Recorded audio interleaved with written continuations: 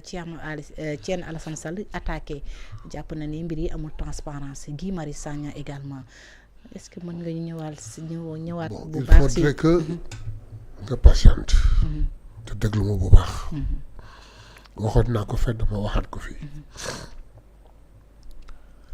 Thierno Alassane Sall comportement am daf ma jaaxal pourquoi moom wax na ni 900 000 yi indemnité yi moo ko gënal ce n'est pas pour autant mu génn di waxe ni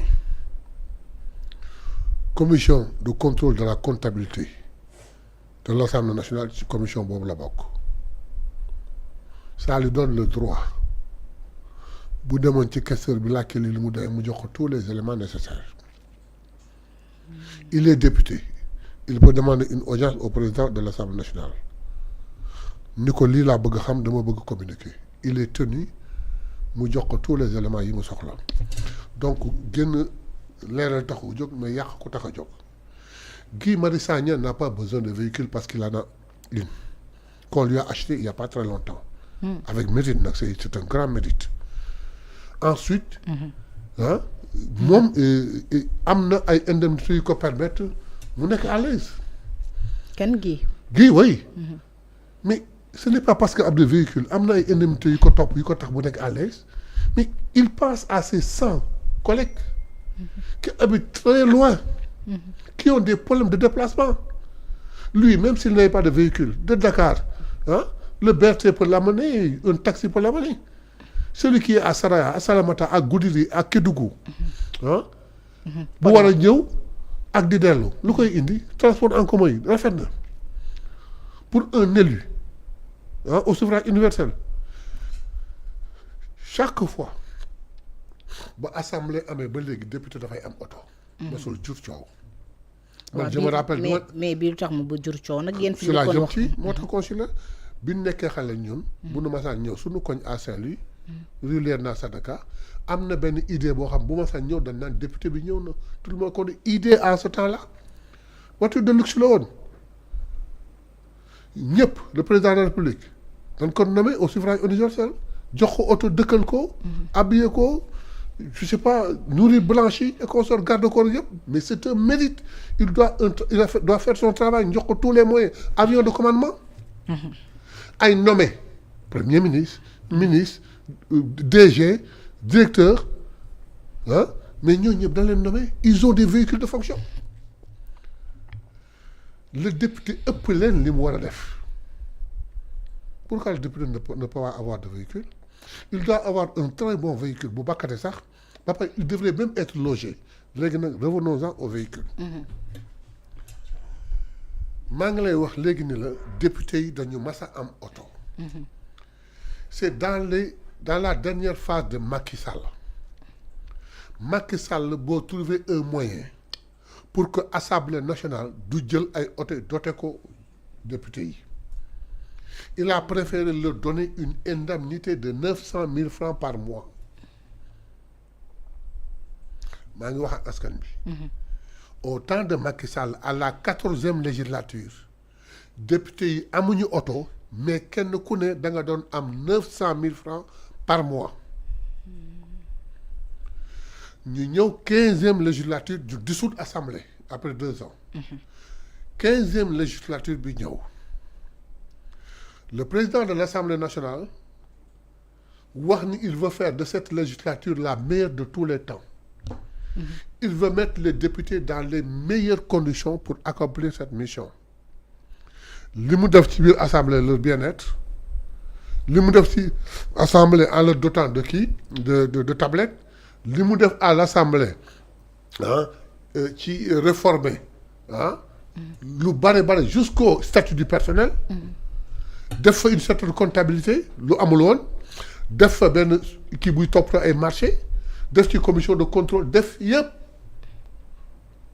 léegi nag mu ni maa ngi fàttaliku ko benn waxam il était gêné de son bureau mu gis le jour de la plénière ay député di ñëw di wàcce taxi wala di wàcce Jakarta mais xam nga président de la République tey bi yàlla tere bu télé woon tey député koy remplacer. deuxième ci rang. nit kooku nga koy seetaan muy jël Jakarta di mais on est d'accord que war na mën a jël am oto. waaw loolu amul problème mais le problème moom bu ci am moo di transparence bi marché bi fu mu jógee nu mu demee. oto marqué bi lan la ak yooyu question yooyu yi nga xam ni. Thierno Alassane Sall mi koy posé Guy Marius Sagna également. mi koy laaj Thierno Alassane Sall je t'ai dit que am na 1000 moyens pour xam ko. am na 1000 moyens pour xam ko Guy Marius Sagna am na 1000 moyens pour xam ko le problème qui se pose mooy le marché n'est pas encore totalement conclu. Bërki démb à la présentation des feux. Le président de l'Assemblée nationale a répondu à kii Thierno Alassane Sall. wax ni ko biñ ci paree et sous peu la commission des marchés sax dina génn def un point de presse dem mais si ku yàkkamti mais demal seeti questeur mu jox la tous les éléments qu'il faut. Ensuite ma wax leen ci oto yi président sa ngi jënd ay oto. yu bakkane. wax nañ ci. chaque ministère mi ngi doon jënd ay oto yu bakkane wax nañ ci même les maires d'arrondissement qui ont un budget minable ñu ngi jënd ay oto wax nañ ci pourquoi oto député yi war a am problème ensuite léegi naka la ñu jënd oto yi naka la ñu jënd oto yi bi ñu ñëwee ñu installé nu au mois de décembre on a payé à chaque député son indemnité de transport. Mais de janvier 2025 à janvier 2026 amul benn député bu jot indemnité am. 1 an. Le président de l'Assemblée nationale indemnité xaalis bi nga xam ni député yi ñoo ko moom c'est voté ñoo ko moom seen indemnité la confisqué am nu mu ko doxalee pour pendant 3 ans mu mën a fay ci indemnité yooyu mu mën ci fay ay oto yu robuste yoo xam ne député yi mën nañ ko utiliser laajul état budget laajul kenn budget indemnité tey ji député yi xam lu ñu war a wax. waaye yow comme da nga ni kii da nga ñuy jox ay oto ba tax na fay tool suñu indemnité. mais toog nañu at. amuñu oto. delloo jox leen suñu indemnité est-ce que dégg nga benn député bu ko laaj ñu toog courage tey oto yi ñëw na ñu fay ko ak xaalisu député yi seen indemnité logiquement suñu jaaran ci yoon sax oto yi député yi ñoo ko jënd ak seen xaalis lu fi indi coow lu fi indi wax. ay oto nga présidence ñun jënd ku ko yëg ay oto nga ministère yi ñu jënd ku ko yëg ay oto nga justice. vous êtes des députés du peuple nag honorable ce n'est pas non attendez parce que war ngeen def nag lépp lu Guy Marius nee na da ngeen war a def lu leer parce que loolu la doon xeex si temps Macky. lan la fi def lu leer. ten daal transparence daal. mais Guy Marius Sagna c'est un député il a des droits dans l'Assemblée. moo questeur ñoo bokk benn parti ñoo bokk benn groupe parlementaire. même buñ ko bokkul woon. de droit su toogoon tey ni questeur dama bëgg xam tout. sur les véhicules am ko. mu génn commune nu mu ko neexee. et puis Guy Marius Sagna xam na El Malick Ndiaye. xam na ni yii muy wax El Malick du def loolu jusqu'à preuve de contraire loolu la ñu xam ci moom. jub ak jubal. xam nga am na ñoo xam ni. dañuy wax parce que dañu war a wax dañu bëgg a wax. ñoom waxaleen di dundal bu ñu toogee une semaine waxuñu sax dafa mel ni dunduñu mais c'est le cas de Thierno Alassane Sall bi langaamu ci affaire Azer bi tey. di ci rey boppam depuis presque plus de 2 ans te dégg naa mi ngi def le tour du Sénégal. ak Abdou Nguer. Abdou Nguer lay àndal def tour waaw mais c'est vrai ah wolof nee na ànd ndoog say mat la ngoo koy yemali mbagg moom la tollool ay mbagg. kenn moo doon Abdou Nguer la àndal. Abdou Nguer la àndal def tournée. moo tax olof nee na olof lu mu wax dëgg la ànd ndox say maas la ngoo say koo yemali mbagg kon Abdou Nguer ay maasam moom la yemali mbagg. voilà donc sur le problème des véhicules il faut que les gens arrêtent les députés ont besoin de véhicules pour faire leur travail.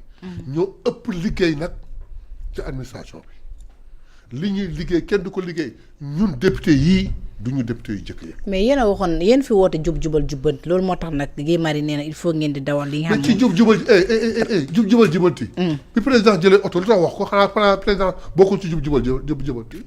justice bi ñu jëndee ay oto. nee na manque de transparence daal am na si doxalin ci El Malick Ndiaye. xam nga Guy Marius ay waxam sax du ma ci sore moom. c'est son droit le plus absolu de parler. comme il l'entend mais lii muy wax yëpp. bu ci bëggoon une transparence bëgg ci lu leer. la porte de El Malick n'est pas fermée. Il peut aller s'asseoir avec El Malick lui parler il peut aller s'asseoir avec un des questeurs ñu wax ko ci li mu bëgg xam yëpp bëgg wax boo tax mu génn ci mbedd mi di wax te dafa war a arrêter. Il doit arrêter di wane ni man maa mel nii maa def nii ñeneen ñi lii la mel il faut qu'il arrête ça. waaw mais moom noonu la ma semel ah moom. très bien na ko yemale rek ci moom mais nag bu mu ci taqal ay jàmbur moom wax a koy dundal moom bu toogee une semaine waxul sax dafa mel day feebar wax mooy kilem mooy perfusion na wax mais bu ñu ci taqal ay jàmbur lan moo fi lëndëm. mais moom moo ñu teewal à l'Assemblée nationale bu gisee dara. kan la fa teewal man teewalu ma leen Assemblée nationale. waaw yow da nga ñoo teewal fu ak moom yëpp foofu lañ. li ma def ba dal. ba tey ba xam. lan moo ko tey mu def autant. li ma def ba dal ba tey ba nangu lan moo tey mu def autant. il n'est pas le seul représentant gënuñu jub gënuñu baax gënuñu gëm réew mi gënuñu nangu dëgg. daf ñu gën a bëgg wax rek c'est tout. Thierno Alassane Sall neen oto yi du ko laal. affaire am la c'est son droit le plus absolu oto yaa ngi fa daal de toute façon oto am na nga fa bu ko laalee baax na bu ko laalul dem na il n'en a pas besoin. il a un véhicule. ah mais. am na oto Abdou yàlla wërsëgal na ko il a été ministre. am na chance am ay oto am na oto xëy na sax am na ñaari oto non il peut se passer de ce véhicule mais nag il n'a pas pensé. À ceux qui viennent de très très très loin, de Goudiri, de Kolda, de Bakel, de Sédhiou, de Fouta, qui n'ont aucun moyen de transport. Il ne s'est pas soucié d'eux. Par égoïsme, il dit parce que même il a les moyens, qu'il n'en a pas besoin. Il est libre. Mais autrement, il faut garer. moom leen transparence moo tax mu bañ ko laal transparence. bu fekkoon transparence la bëgg. nit toog na fii télévision joxoñ ko wax ko lu rëy rëy loolu lay jëkk leeral. waaw loolu génn na leeroo ko di yëgoo ko. kañ la ko conférence de presse bu mu génn di wax ni loolu amul. yaa jël ma jël. jël bi wala bokkul ak boobu. oui ma. gis nga ñun. ëpp ñu fi xel mais nous réfléchissons. nit toog libre nga toog libre mu toog ci télévision accuse la de la sorte.